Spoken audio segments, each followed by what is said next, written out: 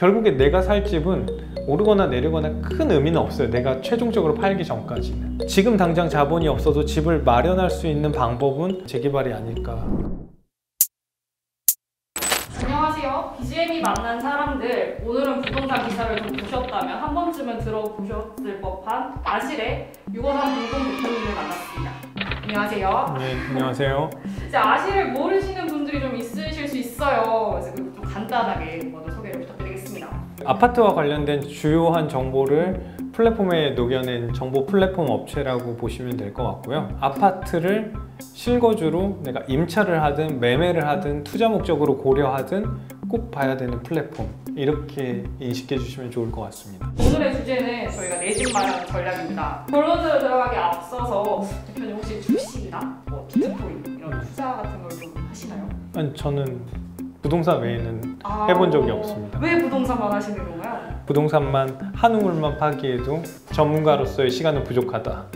이렇게 좀 답변 드릴 수 있겠습니다. 통계청 자료 같은 걸 보면 지금 현재 직장인 월 평균 소득이 200에서 300만 원이라고 합니다. 집값은 또 엄청 오르는 데 비해서 이제 규제는 점점 더 심해져서 이런 불로소득이 아니면 내 집 마련을 하기가 힘들다라는 인식이 좀 많이 팽배해지고 있는 것 같습니다. 일단 DSR 40%가 좀 적용된다고 합니다. 갚을 수 있는 만큼만 빌려주겠다라는 건데 네. 저희 같은 직장인은 어떻게 내 집 마련을 해야 되는 건가요? 사실은 이제 대출을 규제를 이제 실거주 영역까지 좀 넓혀가지고 규제를 하고 계신 부분이 있는데, 사실은 이 부동산 시장에서 내 집 마련을 아직 자본이 마련되지 않았을 때 많이 하셨던 방식이 지금 정부에서 싫어하는 이제 갭 투자 방식이었단 말이죠.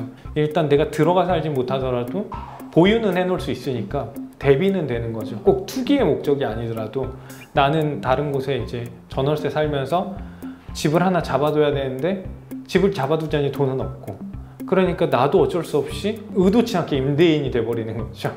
네, 왜냐하면 대출이 안 나올 수도 있고 각각의 상황에 따라서 지금처럼 또 대출 규제가 심해지는 상황에서는 대출액도 작을 뿐만이 아니라 그 대출에 대한 상환금도 크잖아요. 원금하고 이자를 균등 상환해야 되니까.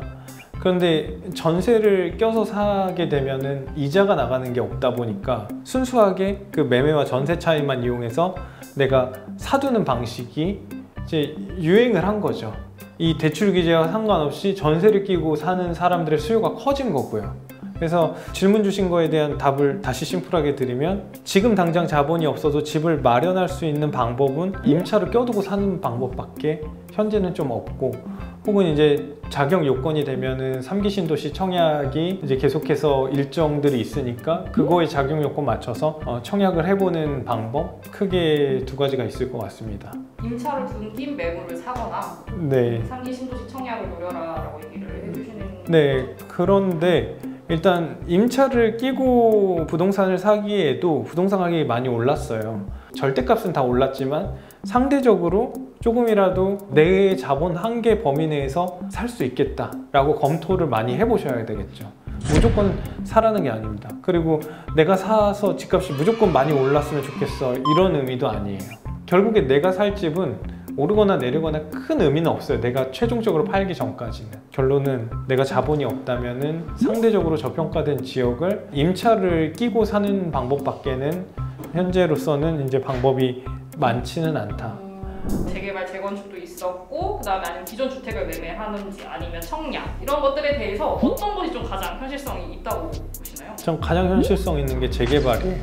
빌라를 3억 정도 사는 거는 사실 마음을 먹으면 직장인은 대출 껴서 살 수 있잖아요. 그러니까 덤벼볼 수 있는 자본의 구간에 있는 거예요. 나중에 분담금은 대출 받으면 되니까. 그리고 지금 어떤 집을 산다는 건 그것보다 가격이 더 높아져야 내가 만족을 하는 건데, 재개발 구역 중에 속도가 빠른 곳은 주변 시세 대비 분명하게 시세 차익이 있기 때문에 이거는 사면은 내가 일단 확보는 된 거예요. 주변 시세 대비 안전마진. 근데 청약이라는 거는 로또 분양되지 않는 이상은 주변 시세 대비 명확하게 엄청나게 싼 로또 분양은 되기가 엄청 힘들죠. 청약 통장 다 갖고 계시지만. 그냥 그런 거에 당첨되는 거는 극소수예요, 국민 대다수 중에.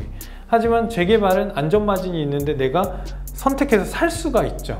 내가 선택을 받는 게 아니라 분양처럼. 그렇기 때문에 저는 현재로서는 가장 나은 내 집 마련 수단은 사업장이 잘 돌아가고 사업이 많이 진행된 재개발이 아닐까 그런 생각을 하고 있습니다.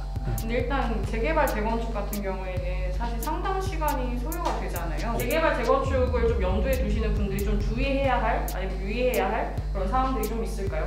검토에 있어서는 첫 번째는 우리 동네 재개발 구역 어디고 딴 동네 재개발 어디야. 그 다음에 구역끼리 어디가 더 가성비가 좋아. 그 다음에 이 구역을 정했으면 이 구역 안에 있는 매물 중에 어떤 게 가성비가 좋아. 이게 가장 핵심이에요, 포인트가. 좀 더 피드백 드릴 수 있는 건 과연 재개발 구역 중에 내가 가진 자본으로 도전해 볼 만한 구역이 있나? 빌라를 사서 그 입주권을 받았을 때 내가 들어가는 돈이 내 예산 범위에 좀 합당한가? 근데 그렇게 하려면 너무 재개발 구역도 많고 내가 우리 동네에 어떤 재개발 구역이 있는지도 알 수가 없으니까 그걸 먼저 파악하는 게 중요한데 아실에는 이제 지도상에 재개발 구역이 어디 있어요. 그리고 앞으로 재개발될 예정 구역도 표시를 해놨거든요. 지도에 여기 파란색이 조금씩 보일 텐데요. 이게 이제 재개발 구역들이에요. 그래서 명칭들이 써 있죠. 아, 우리 동네 이 위치에 재개발 구역 이름이 이거구나 라고 하면은 이제 네이버라든가 이런 데서 검색해서 찾아볼 수는 있죠. 그래서 이런 구역들을 일단은 명확하게 좀 파악할 수 있다. 공공주택 복합사업이라든지 공공주택지구라든지 정부에서 추진하는 재개발구역 빌라구나 라는 거를 체크는 할 수가 있습니다. 이게 제가 만든 그냥 엑셀 표예요. 김포 북변 3구역이에요. 그러면 제가 여기 김포 북변 3구역이 어딘지 찾았어요. 네이버에다가 북변 3구역 매물 이렇게 검색할 수 있죠, 누구나. 그러면은 네이버에 이렇게 올려놓으신 매물들이 있어요. 여기에 올려놓으신 가격들을 보고 제가 엑셀을 정리를 한 거예요. 김포 북변 3구역에 빌라가 나왔는데 매매 가격이 2억 7,800이래요. 근데 이 오래된 빌라에 대한 감정 가격이 3,800인 거예요. 실제는 3,800만 원밖에 안 하는 빌라인데 나한테 2억 4천 붙여서 팔고 있구나. 이렇게 분석을 하나 할 수가 있어요.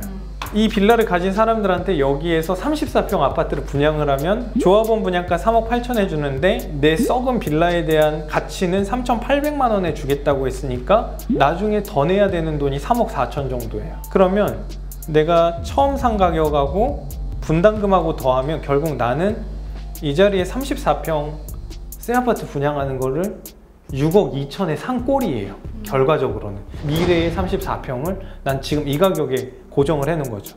근데 주변에 한강 메트로자이라는 아파트가 있는데 이거의 34평 가격이 11억 정도예요 지금. 그러면 이 근처에 지어지는 이제 재개발들도 나중에 11억이 될 가능성이 높죠.